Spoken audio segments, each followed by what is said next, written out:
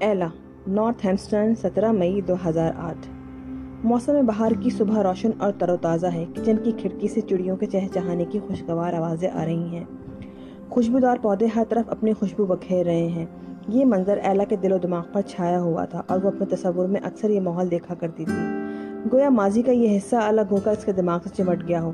آج بھی اسے ایسا ہی لگ رہا تھا جیسے کہ واقعی حقیقت ہے اور وہ سب کچھ اسی طرح دیکھ رہی ہے۔ سب لوگ میز کے گرد اکٹھے ہیں۔ ہفتے کی دوپہر ہو چکی ہے اور اس وقت وہ لوگ دوپہر کا کھانا کھا رہے ہیں۔ اس کے شوہر نے اپنی پلیٹ مرغ کی رانوں سے بھر لی ہے جو کہ اسے بے حد مرغوب ہیں۔ آبی چھری کانٹے سے اس طرح کھیل رہا ہے جیسے کہ ڈھول بجا رہا ہے، جبکہ اس کا جڑواں بھائی اورولی حساب کتاب کر رہا تھا کہ کس پلیٹ میں سے کتنے لقمے اپنی پلیٹ میں ڈالے جو کہ 250 کیلوری سے زیادہ نہ ہو، کیونکہ اس کی صحت کا یہی راز تھا۔ جینٹ، جو کہ ماؤنٹ ہولیوک کالج کی ایک زندہ دل اور خوشباش طالب علم ہے، اپنے خیالوں میں نہ جانے کہاں گم تھی۔ اس نے ایک سلائس پر مکھن لگایا تھا اور اسی کو ہاتھ میں لیے کچھ سنجیدگی سے سوچ رہی تھی۔ کھانے پر آنٹی ایستر بھی موجود تھیں جو اپنے سنگ تراشی کے نمونے دکھانے کے لیے آئی تھیں اور پھر لنچ پر رک گئی تھیں۔ ایلا کے پاس بے شمار کام تھے جو وہ انجام دینا چاہتی تھی، مگر آنٹی ایستر کسی بھی طرح سے میز سے ہٹنے کو تیار نہ تھیں۔ مگر ایلا نے سوچا یہ بھی ایک اچھا بہانہ ہے کہ رشتہ دار کبھی کبھار کھانے پہ جمع ہو جاتے ہیں۔ اچانک ڈیوڈ نے پوچھا۔ اسے ایک نہایت اعلیٰ جاب مل گئی ہے۔ ایلا نے اگرچہ انگریزی ادب میں گریجویشن کیا ہوا تھا اور افسانے، کہانی وغیرہ کی گرویدہ تھی، مگر کالج سے فارغ ہونے کے بعد اس نے اس پہ توجہ نہیں دی تھی۔ چند ایک خواتین کے میگزینوں اور ادارات کے فرائض انجام دیے تھے اور مختلف بک کلبز میں آنا جانا تھا۔ کبھی کبھار کتابوں پر تبصرہ لکھ لیا کرتی تھی جو کہ مختلف اخباروں میں شائع ہوا کرتے تھے۔ بس ابھی وہ یہیں تک محدود تھی۔ اس کی آرزو تھی کہ وہ ایک ممتاز تنقید نگار بنے، مگر اب اس پہ یہ حقیقت عیاں ہونے لگی تھی کہ زندگی اسے کس موڑ پر لے آئی ہے۔ وہ اب ایک گھریلو خاتون ہے اور 3 بچوں کی ذمہ داریاں اس پر عائد ہیں۔ ایسا بھی نہیں کہ اسے کبھی کسی سے شکایت پیدا نہیں ہوئی ہو۔ ماں کی حیثیت سے، وہ بیوی کی حیثیت سے، کتے کی سرپرست کی حیثیت سے اور گھر کی دیکھ بھال کرنے والی کی حیثیت سے اس پہ بے حد ذمہ داریاں تھیں، لیکن ان سب باتوں سے پہلے اسے آمدنی حاصل کرنے کی بھی فکر تھی۔ اس کی کالج کی سہیلیوں میں سے کوئی بھی اس بات کو پسند نہیں کرتی تھی کہ وہ بس گھر بار کی ہو کر رہ جائے، مگر وہ خود ایک گھریلو خاتون ہی رہنا پسند کرتی تھی اور اس بات پر شکر گزار تھی کہ اس کے شوہر کی مالی حیثیت اتنی تھی کہ وہ گھر بار کو خوش اسلوبی سے چلا سکتا تھا۔ علاوہ ازیں کتابوں سے اس نے اپنا تعلق ہمیشہ کے لیے ختم نہیں کیا تھا، بلکہ آج بھی وہ مطالعے کی بھوکی تھی اور بڑے ذوق و شوق سے کتابیں پڑھا کرتی تھی۔ گزشتہ چند سالوں سے کسی حد تک کچھ تبدیلی آنے لگی تھی۔ بچے اب بڑے ہوتے جا رہے تھے اور انہوں نے ایلا کو یہ احساس دلانا شروع کر دیا تھا کہ اب انہیں ماں کی خدمات کی زیادہ ضرورت نہیں ہے۔ چنانچہ ایلا نے بھی یہ سوچنا شروع کر دیا کہ اب اس کے پاس کافی وقت ہے اور کوئی جاب تلاش کر سکتی ہے۔ ڈیوڈ نے بھی اس کی حوصلہ افزائی کی، لیکن وہ اس سلسلے میں زیادہ تر باتیں ہی کرتے رہے اور کوئی سنجیدہ قدم اٹھانے سے گریز کرتے رہے۔ چند ایک جگہ جہاں ایلا کو بلایا گیا وہاں اس کو ناامیدی کا سامنا کرنا پڑا، کیونکہ مالکان چاہتے تھے کہ کسی کم عمر لڑکی کو یہ ملازمت دی جائے۔ چنانچہ ایلا نے بددل ہو کر یہ خیال دل سے نکال دیا۔ بہرحال مئی 2008 میں یہ تکلیف دہ دور گزر ہی گیا۔ اس روز 40ویں سالگرہ سے 2 ہفتے قبل اسے ایک ادبی ایجنسی میں کام مل ہی گیا جس کا صدر دفتر بوسٹن میں تھا۔ اس نوکری کا بندوبست اس کے شوہر نے اپنے ایک موکل کے ذریعے کروایا تھا۔ مگر یہ تو کوئی بڑی ذمہ داری والی ملازمت نہیں ہے، ایلا نے ذرا بددلی سے کہا۔ مجھے صرف پارٹ ٹائم ادبی کارکن کی حیثیت سے خدمات سر انجام دینی ہوں گی۔ مگر ڈیوڈ بضد تھا کہ یہ کوئی معمولی ملازمت نہیں ہے، آگے چل کر اس میں ترقی کے بے حد امکانات ہیں، لہٰذا فی الحال زیادہ فکر مند ہونے کی ضرورت نہیں۔ یہ ایک بڑا اشاعتی ادارہ ہے، اس نے مزید زور دیتے ہوئے کہا۔ اس جگہ کو حاصل کرنے کے لیے لوگ ترستے ہیں۔ مجھے معلوم ہے کہ کئی لوگ اس کے لیے کوشش کر رہے تھے۔ وہاں بہت سے کالج سے تازہ تعلیم سے فارغ ہونے والے لڑکے اور لڑکیاں چھوٹے موٹے کام کر رہے ہیں اور تمہیں ان کی رہنمائی بھی کرنی ہوگی۔ تم کافی عرصے سے گھر میں بیٹھی ہوئی ہو، وہاں جا کر دیکھو تو صحیح کہ یہ کام کس طرح ہوتا ہے اور کتنا پرکشش ہے۔ اپنی صلاحیتوں کو اجاگر کرو اور اپنی قابلیت سے فائدہ اٹھاؤ۔ ایلا شش و پنج میں پڑ گئی۔ کیا اس کا شوہر اسے اپنے آپ سے دور کرنا چاہ رہا ہے یا کوئی چال چل رہا ہے؟ یہ دونوں خیالات اسے ایک الجھن میں مبتلا کر گئے تھے جن سے نجات کا کوئی راستہ اسے نظر نہیں آ رہا تھا۔ ڈیوڈ نے چہرے پہ خوشگوار تاثر پیدا کرتے ہوئے کہا، تو یہ ہے وہ خوشخبری اور ہمیں ایلا پہ ناز ہے۔ وہ تو قدرت کا ایک انعام ہے جو ہمیں ملا ہے، آنٹی ایستر نے خوش ذوقی سے کہا۔ سب کی نگاہیں ایلا پہ جمی ہوئی تھیں۔ और सब इसे मोहब्बत भरी नज़रों से देख रहे थे। एला को भी कुछ ऐसा लग रहा था कि ये सब उसे पसंद करते हैं और इसकी खुशकिस्मती पर नाज़ा है, मगर अब वो चाहती थी कि इस मौजू को ख़त्म कर दिया जाए और कोई दूसरी बात शुरू की जाए। इसकी बड़ी बेटी जेनेट अचानक चिल्लाई, मेरे पास भी एक अच्छी खबर है। सब लोग इसकी जानिब देखने लगे और इसके चेहरे पर इस्तिजाब की लहरें नुमायां हो गईं। मैंने स्कॉट से शादी करने का फैसला कर लिया है, जेनेट ने भरी महफिल में धमाका कर दिया। मुझे मालूम है आप लोग एतराज़ करेंगे कि अभी मैंने तालीम मुकम्मल नहीं की है। मैं स्कॉट से इस मौजू पे बात कर चुकी हूँ और आप लोग भी ये जान लें कि ये कोई ख़ास मसला नहीं है। हम दोनों अगला कदम उठाने के लिए बिल्कुल तैयार हैं। अभी तक जो खुशगवार माहौल तारी था वो एकदम से सोगवार हालत में तब्दील हो गया। ओरेलियो और आबी एक दूसरे को खाली खुली निगाहों से घूरने लगी। आंटी एस्तर के दोनों हाथ सेब के जूस से भरे हुए ग्लास पर सख्ती से जम गए। डेविड ने छुरी कांटे एक तरफ डाल दिए, गोया वो हवास बाख्ता हो गया हो। इसकी निगाहों में शोखी की जगह उदासी छा गई और इसने जेनेट को गज़ब आलूद निगाहों से देखा। बहुत खूब, मैं तो समझ रही थी कि आप लोग ये खबर सुनकर मेरी खुशियों में शमूलियत इख्तियार करेंगे, मगर आप लोग तो यूं खामोश हो गए गोया सांप सूंघ गया हो। तुमने अभी अभी बताया कि तुम्हारी शादी हो रही है। डेविड ने यूं तबसरा किया गोया जेनेट को खुद भी खबर नहीं कि इसने कैसी आग लगा दी है। डैड, मुझे मालूम है कि इतनी जल्दी सब कुछ नहीं होना चाहिए था, मगर स्कॉट ने अचानक कल ही पेशकश कर दी और मैंने भी जल्दी में हाँ कह दिया। मगर आखिर क्यों? एला ने पूछा। इस सवाल पर जिस अंदाज से जेनेट ने उसे घूरा, इसने एला के दिल को जैसे काट कर रख दिया हो। इसे अपनी बेटी से ये सवाल नहीं पूछना चाहिए था। जेनेट तो ये उम्मीद कर रही थी कि वो खुश होकर ये कहेगी कि ये तकरीब किस दिन है और कहाँ है और किस तरह मुनक्किद की जाएगी। दूसरे लफ्ज़ों में इसके मानी ये थे कि शादी के लिए ख़रीदारी कहाँ से और कब शुरू की जाए। ये सवाल के क्यों, ये बिल्कुल सफाकाना अंदाज था और इसके मानी ये थे कि तुमने हमें घास क्यों नहीं डाली। इसलिए कि मैं इससे मोहब्बत करती हूँ। जेनेट के लहजे में थोड़ी सी इंकिसारी भी थी। मेरी जान, मेरा मतलब ये था कि इस कदर उजरत की क्या ज़रूरत थी, एला ने माज़त ख्वाना लहजे में कहा। इसने बड़े प्यार से जेनेट की हथेलियों को सहलाया। हम लोग तुम्हारे वालिदैन हैं, जो भी हुआ करे हमें सच से बता दिया करो, हम तुम्हारा साथ देंगे। अच्छा मॉम, अब बस भी करें। जेनेट ने बदतमीज़ी से अपना हाथ खींच लिया। मैंने कोई गलत काम नहीं किया, मैं तो तुम्हें इत्मीनान दिलाना चाहती थी कि हम लोग तुम्हारे साथ हैं। एला की समझ में नहीं आ रहा था कि वो अपनी बेटी को किस अंदाज में समझाए। मुझसे ये पूछगछ करने के बजाय बेहतर है कि आप स्कॉट से मिल लें। लेकिन ये बात मलहूज रहे कि हम लोग 8 माह से आपस में मुलाकातें कर रहे हैं और एक दूसरे से शदीद मोहब्बत करते हैं, जेनेट ने तुरश रवैये से कहा। एला झल्ला कर रह गई। ठीक है, तुम 8 माह में एक आदमी को समझ लेने का दावा करती हो। मैं और तुम्हारे वालिद शादी के 20 साल बाद भी ये दावा नहीं कर सकते। खुदा ने सिर्फ 6 दिन में पूरी दुनिया बनाकर रख दी। आप भी ना मालूम क्या कहना चाह रहा था, लेकिन जब हर एक उसे खशमगी निगाहों से देखा तो वो खामोश हो गया। माहौल को पुरस्कार देखकर डेविड ने अपनी बेटी की तरफ देखा। इसकी पेशानी पर गहरे गौर और फिक्र की लहरें ऊद आई थीं। मेरी जान, तुम्हारी माँ ये कहना चाह रही है कि किसी के साथ सैर व तफरीह करना और बात है, लेकिन शादी एक दूसरा संजीदा मामला है। मगर डैड, क्या आपका ख्याल ये है कि हम लोग जिंदगी भर बस यूं ही मिलते रहेंगे? जेनेट ने सवाल किया। एक गहरी सांस लेते हुए एला ने कहा, हम तुम्हें संजीदगी से ये समझाना चाह रहे हैं कि तुम अभी कमसिन हो और इस किस्म के बदखेड़ों में अभी पढ़ने की ज़रूरत नहीं है। मॉम, क्या आप जानती हैं कि मैं क्या सोच रही हूँ? जेनेट ने बिल्कुल सपाट लहजे में कहा। इसकी आवाज़ कहीं दूर से आती हुई महसूस हो रही थी।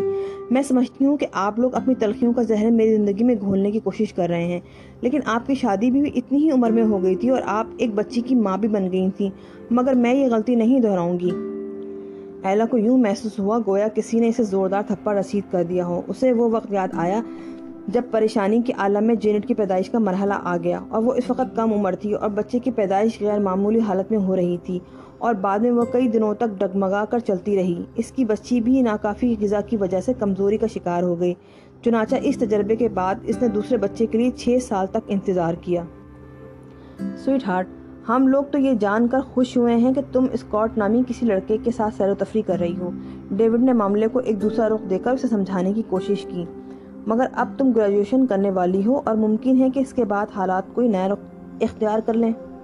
बाप की बात सुनकर जेनेट ने निडर होकर जवाब दिया, शायद आप ऐसा इसलिए कह रहे हैं कि स्कॉट यहूदी नहीं है।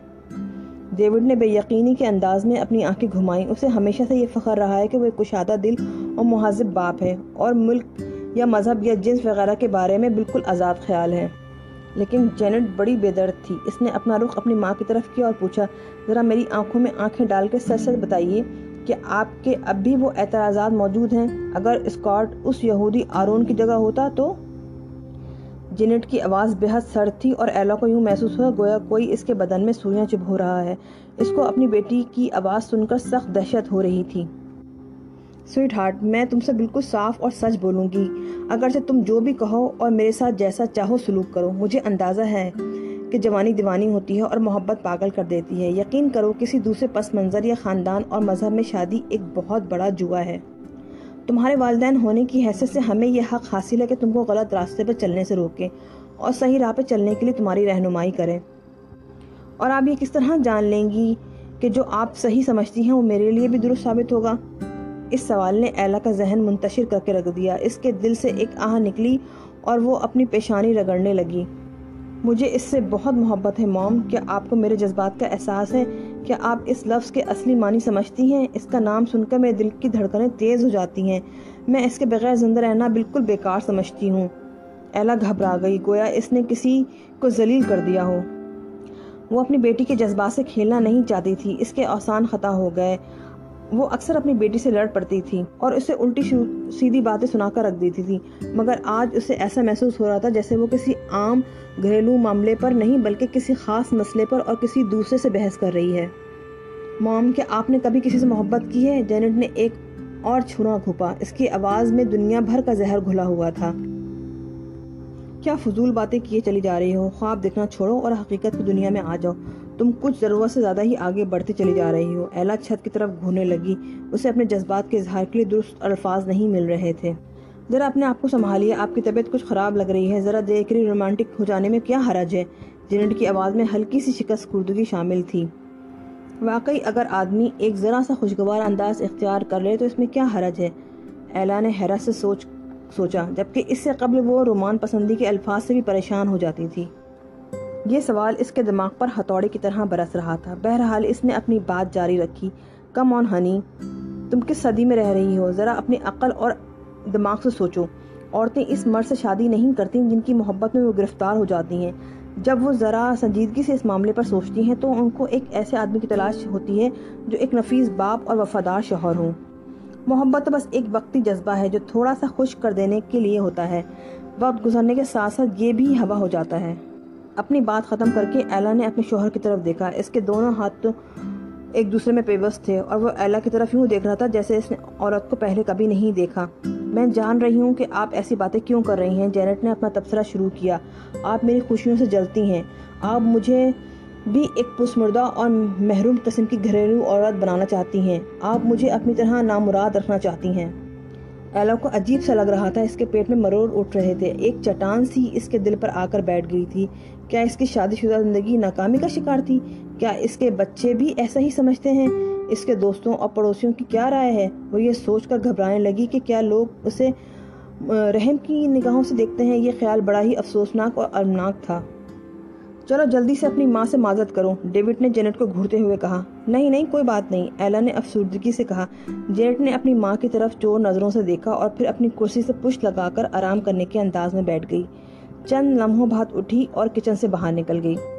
2 منٹ بعد اورلی اور آوی بھی اٹھے اور اپنی بہن کے پیچھے چل پڑے۔ شاید وہ بھی موجودہ گفتگو سے تنگ آ گئے تھے۔ ان کے بعد آنٹی ایسٹر نے بھی اپنی کرسی چھوڑ دی۔ وہ منہ میں کچھ بڑبڑا رہی تھی اور ساتھ ہی ساتھ چوئنگم بھی چباتی جا رہی تھی۔ ڈیوڈ اور ایلا اپنی جگہ پر بیٹھے رہے۔ دونوں کے درمیان ایک ناگوار سا کھچاؤ قائم رہا۔ ایلا کو کچھ عجیب سا احساس ہو رہا تھا اور وہ چاہتی تھی کہ اس صورتحال سے نکل آئے، حالانکہ دونوں اچھی طرح جانتے تھے کہ جینٹ یا کسی اور بچے سے مزید گفتگو نہیں کی جا سکتی۔ ڈیوڈ نے وہ کانٹا دوبارہ اٹھا لیا جسے وہ چند منٹ پہلے چھوڑ چکا تھا۔ چند لمحے اس سے کھلتا رہا اور پھر بول اٹھا۔ میں اس نتیجے پر پہنچا ہوں کہ کسی وجہ سے تم اس آدمی سے شادی نہیں کر سکی جس سے تم محبت کیا کرتی تھی، اور تمہیں غلط فہمی ہوئی ہے۔ میرا مطلب یہ ہرگز نہیں تھا۔ تو پھر تمہارا کیا مطلب تھا؟ ڈیوڈ نے کانٹے کے ساتھ کھیلتے ہوئے پوچھا۔ جب ہماری شادی ہوئی تھی تو میں یہ سوچ کر خوش تھا کہ تم مجھ سے محبت کرتی ہو۔ میں تمہاری ہی محبت میں گرفتار تھی، ایلا نے ڈیوڈ کو یقین دلاتے ہوئے کہا۔ میرا مطلب ہے ان دنوں۔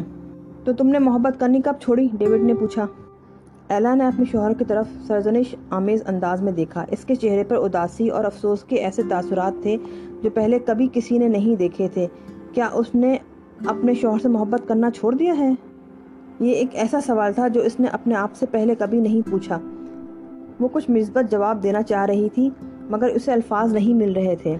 دل کی گہرائیوں سے وہ محسوس کر رہی تھی کہ ان دونوں میں ابھی تک تعلقات بحال ہیں، لیکن بچوں کے خیال میں ایسا نہیں تھا۔ لیکن اب وہ جوش و خروش نہ تھا اور زندگی کی گاڑی بس یوں ہی رواں دواں تھی۔ وہ چیخنا چلانا چاہتی تھی تاکہ اس افسردہ ماحول سے باہر نکل سکے۔ یہ الٹی سیدھی باتیں نہ جانے کس طرح پریشان کرنے کو آ گئی تھیں۔ ڈیوڈ نے اپنا قبض آمیز چہرہ دوسری طرف پھیر لیا۔ دونوں اپنی اپنی چیخیں ضبط کرنے کی کوشش کر رہے تھے۔ خیریت گزری کہ اچانک ٹیلی فون کی گھنٹی بج اٹھی اور دونوں اس بےہودہ صورتحال سے باہر نکل آئے۔ ڈیوڈ نے آگے بڑھ کر فون اٹھایا۔ ہیلو، ہاں، وہ اس وقت میرے پاس ہی بیٹھی ہوئی ہے، ذرا ہولڈ کرو۔ ایلا ہمت کر کے اٹھی اور اپنی آواز کو درست کرتے ہوئے بات کرنے لگی۔ ہاں، یہ میں ہوں ایلا، میں مچلز بول رہی ہوں۔ ویک اینڈ پر تم لوگوں کو پریشان کرنے کی معافی چاہتی ہوں، ایک نوجوان عورت کی آواز چہکی۔ کل ہی اسٹیو نے مجھ سے کہا تھا کہ ذرا تمہاری خیریت دریافت کروں، مگر میں بھول گئی۔ کیا اب تم مسودے پر کام کرنے کے لیے تیار ہو؟ اوہ، ایلا نے ایک ٹھنڈی سانس بھری۔ اب اسے یاد آیا کہ اب اسے ایک ذمہ داری نبھانی ہے۔ اس کی پہلی جاب جو ایک ادبی ایجنسی نے اس کے ذمہ لگائی تھی، اسے ایک ناول کا مسودہ پڑھنا تھا جو کہ کسی نامعلوم یورپین مصنف نے لکھا تھا۔ ایک جامع رپورٹ تیار کرنے کے لیے اسے فوراً دینا تھا۔ اس کو بتا دو کہ فکر کرنے کی ضرورت نہیں ہے، میں نے مسودے کا مطالعہ کرنا شروع کر دیا ہے، ایلا نے جواب دیا۔ مصنف حوصلہ مند اور سرکش ایک ایسا شخص تھا جو پہلے ہی حملے میں انقلاب برپا کر دینے کا عزم رکھتا تھا۔ بہت خوب، یہ ہوئی نا بات؟ ایلا ذرا سی ہچکچائی۔ اس کی سمجھ میں نہ آیا کہ کیا جواب دے۔ مسودے کے بارے میں ابھی وہ کچھ نہیں جانتی تھی، سوائے اس کے کہ یہ ایک تاریخی ناول ہے اور عارفانہ اور پراسرار کلام کے عظیم شاعر رومی کی شخصیت کے گرد گھومتی ہے۔ رومی کو اسلامی دنیا کا شیکسپیئر کا خطاب بھی دیا گیا ہے۔ ہاں، بڑا ہی تاثر انگیز اور صوفیانہ انداز ہے، ایلا نے کھلکھلاتے ہوئے کہا۔ اس کا انداز مزاح کے لیے چاشنی لیے ہوئے تھا۔ ایلا کو خود بھی یقین نہیں تھا کہ وہ صحیح تجزیہ کر سکے گی یا نہیں کر سکے گی۔ یہ پہلا اتفاق تھا کہ وہ ایک غیر شائع شدہ ناول پڑھ رہی تھی جو کہ کسی انجان مصنف کا لکھا ہوا تھا اور جسے خود بھی معلوم نہیں کہ یہ ناول اس کی تقدیر پر کس طرح اثر انداز ہوگا۔ ایلا بڑا ہی عجیب سا محسوس کر رہی تھی کہ اسے ایک ایسے موضوع سے دل لگانا پڑے گا جس پر اس نے کبھی توجہ ہی نہیں دی تھی، یعنی کہ صوفیانہ کلام، اور وہ بھی 13ویں صدی کے ایک شاعر کا۔ آج کل میں ذرا پریشان کن حالات سے گزر رہی ہوں، لہٰذا ہو سکتا ہے کہ ناول پر پوری توجہ نہ دے پاؤں۔ رومی پر کام کر کے مجھے خوشی ہوگی، مگر یہ موضوع ذرا بیگانہ سا لگتا ہے۔ اگر آپ چاہیں تو مجھے دوسرا کوئی ناول دے دیں جو کہ ذرا ہمارے اپنے ماحول سے مطابقت رکھتا ہو۔ یہ تو تم نے بڑی عجیب و غریب بات کی اور مجھے الجھن میں ڈال دیا ہے، مچلز کہنے لگی۔ تمہارے کہنے کا یہ مطلب ہے کہ تم صرف انہی کتابوں پر کام کرنا چاہتی ہو جن کے بارے میں تم کچھ جانتی ہو۔ ایسا بہت مشکل ہے، آئندہ تمہیں ناول کے علاوہ اور بھی کئی ایسے کام کرنے پڑیں گے جن کا تعلق دنیا کے کسی بھی حصے سے ہو سکتا ہے۔ میرا یہ مطلب نہیں تھا۔ ایلا کو فوراً ہی اپنی حماقت کا احساس ہو گیا۔ ادب کو زبان، تہذیب اور علاقے میں محدود نہیں کیا جا سکتا، مچلز نے بزرگوں کی طرح سرزنش کرتے ہوئے کہا۔ میں نے جو کہا ہے اس پہ شرمندہ ہوں اور معافی کی طلبگار ہوں۔ وقت ختم ہونے سے قبل ہی میری رپورٹ آ جائے گی۔ یہ ہوئی نا جوش اور ولولے کی بات، مچلز نے خوشی کے عالم میں کہا۔ مجھے غلط نہ سمجھنا، مگر یہ بات ذہن میں رکھنا کہ تمہاری جاب کے لیے سینکڑوں افراد راہوں میں پڑے ہوئے ہیں۔ مجھے جو کہنا تھا کہہ چکی ہوں، اب اپنے آپ کو چوکس کر لو۔ جب ایلا نے ٹیلی فون کریڈل پر رکھا تو اس نے محسوس کیا کہ ڈیوڈ اسے بڑے غور سے دیکھ رہا تھا۔ اس کے چہرے پر سنجیدگی طاری تھی۔ شاید وہ اس خیال میں تھا کہ جہاں سے ان دونوں نے بات چیت کو موقوف کیا تھا وہیں سے دوبارہ شروع کرے، مگر وہ اپنی بیٹی کے مستقبل کے بارے میں مزید بات چیت نہیں کرنا چاہتی تھی۔ ہر طرف سے بے فکر ہو کر ایلا نے ناول کا مسودہ اٹھایا۔ ناول کا عنوان نیلی روشنائی سے بڑے بڑے حروف میں یوں لکھا ہوا تھا: دل نشین اور دل آویز ناشائستہ عبارت۔ ایلا کو بتایا گیا تھا کہ مصنف ایزر زہارا ہالینڈ میں رہائش پذیر ہیں۔ اس کے علاوہ مزید کوئی معلومات نہیں ہیں۔ اس کے ناول کا مسودہ ڈاک سے ایک اشاعتی ادارے کو موصول ہوا تھا جس کا دفتر یہیں تھا۔ لفافے کے اندر ایک کارڈ بھی تھا جس پر گل لالہ کا باغ دکھایا گیا تھا جو مختلف رنگوں، گلابی، زرد اور عنابی تھے۔ کارڈ کی دوسری جانب خوبصورت اور خوش خط الفاظ میں ایک مختصر سا نوٹ تھا: ڈیئر سر، میڈم، بندہ مبارکباد عرض کرتا ہے۔ جو ناول میں بھیج رہا ہوں اس کا تعلق 13ویں صدی سے ہے اور شہر کا نام ہے کونیا جو کہ ایشیائے کوچک میں واقع ہے۔ یہ شہر مختلف تہذیب، تمدن اور صدیوں کی تاریخ اپنے دامن میں لیے ہوئے ہے۔ مجھے یقین ہے کہ آپ اس ناول کو پڑھنے کے لیے وقت نکالیں گے جس کا نام میں نے دل نشین اور دل آویز ناشائستہ عبارت رکھا ہے۔ یہ تاریخی اور پراسرار ناول ممتاز شاعر رومی سے متعلق ہے، جو کہ اسلامی تاریخ کا ایک روحانی لیڈر بھی سمجھا جاتا ہے۔ یہ شاعر آداب مقررہ سے آزاد درویش کہلاتا ہے، جس کی شاعری میں بے شمار شرمناک واقعات اور رسوائی کی عجیب و غریب باتیں بھری ہوئی ہیں، لیکن مسلمانوں میں وہ ایک صوفی اور درویش شاعر کے طور پر مشہور ہے اور اس کی حیثیت غیر متنازع ہے۔ آپ کے خلوص اور دعاؤں کا طلبگار AZ زہرا۔ ایلا نے اندازہ لگایا کہ یہ کارڈ تصنیف و تالیف کے نمائندے کو متاثر کرنے کے لیے لکھا گیا ہے، مگر اسٹیو ایسا آدمی نہیں تھا جو کسی ناپختہ اور عام سے مصنف کی تحریر پر اپنا وقت ضائع کرتا۔ چنانچہ اس نے یہ پیکٹ اپنی نائب مچلز کے حوالے کر دیا اور مچلز نے ایلا کو اس کام پر لگا دیا۔ بہرحال یہ ناول ایلا کے ہاتھ میں آ گیا۔ ایلا کو یہ نہیں معلوم تھا کہ یہ کتاب اس کی زندگی میں کس طرح اثر انداز ہوگی۔ ایلا نے پہلا صفحہ اٹھایا۔ اس صفحے پر مصنف کے بارے میں کچھ معلومات درج تھیں۔ AZ زہرا ایمسٹرڈم میں رہائش پذیر ہیں۔ ان کے گھر میں بے شمار کتابیں، بلیاں اور کچھوے موجود ہیں۔ جب وہ کہیں دورے پر نہیں گئے ہوتے تو ان گھر میں ہی ان سے دل بہلاتے ہیں۔ دل نشین اور دل آویز ناشائستہ عبارت ان کا پہلا ناول ہے اور ہو سکتا ہے کہ آخری بھی ہو۔ مستقبل میں ان کا ارادہ ناول نگار بننے کا بالکل نہیں ہے اور یہ کتاب بھی انہوں نے ایک خاص جذبے کے تحت لکھ ڈالی ہے۔ رومی ایک بہت بڑا عظیم شاعر ہے، حکیم اور پراسرار آدمی ہے۔ شاید اس کی عظمت نے مجبور کیا کہ وہ ان کے بارے میں کچھ لکھ ڈالے۔ ایلا نے صفحے کی دوسری سطریں دیکھیں اور وہاں اسے کچھ جاننے پہچانے الفاظ نظر آئے۔ اس بات کو رہنے دو کہ لوگ کیا سوچتے ہیں۔ محبت وہ عظیم جذبہ ہے جو جس طرح اچانک پیدا ہوتا ہے اسی طرح اچانک غائب بھی ہو جاتا ہے۔ اس نے مٹھیاں بھینچ لیں۔ یہ تو تقریباً وہی الفاظ تھے جو اس نے اپنی بیٹی سے کہے تھے۔ وہ یکدم کھڑی ہو گئی اور کسی انجانے جذبے کو محسوس کر کے کانپنے لگی۔ کیا یہ کہانی نویس، وہ جو کوئی بھی ہے، اس کی جاسوسی تو نہیں کر رہا؟ یقیناً اس نے جب یہ ناول لکھنا شروع کیا تو اس نے پہلے سے اندازہ قائم کر لیا کہ اسے پڑھنے والے کون ہیں اور کیسے لوگ ہوں گے۔ یہ مصنف اس کا دماغ پڑھنا جانتا ہے یا شاید کبھی اس سے مل چکا ہے۔ ایلا کا ذہن پریشان اور منتشر ہو کے رہ گیا۔ بہت سی باتوں میں 21ویں صدی 13ویں صدی سے مختلف نہیں ہوگی۔ یہ دونوں صدیاں تاریخ میں اس لحاظ سے بے مثل اور بے نظیر گردانی جائیں گی کہ جیسے مذہبی اور فرقہ وارانہ جھگڑے، سماجی اختلافات، ڈر اور خوف اور جانوں کا ضیاع کا خطرہ ہر دم منڈلاتا رہتا ہے۔ یہ وہ وقت ہوگا جب خلوص، پیار اور محبت کی دنیا کو بے حد ضرورت ہوگی۔ اس کے پورے جسم میں سردی کی ایک شدید لہر دوڑ گئی۔ محبت زندگی کی ایک ضرورت ہے۔ محبت کئی مشکلوں سے بچاتی ہے، سوائے ان کے جو محبت کی قدر نہیں کرتے بلکہ محبت سے نفرت کرتے ہیں اور لفظ رومان کو سننا بھی پسند نہیں کرتے۔ اور یہ جملہ پڑھ کر تو ایلا بدحواس ہو گئی۔ محبت ہر ایک پر اثر کرتی ہے، خواہ وہ ادھیڑ عمر کی ایک گھریلو عورت ہی کیوں نہ ہو جو کہ نارتھ ہیمپٹن میں رہتی ہے اور جس کا نام ایلا روبنسٹن ہے۔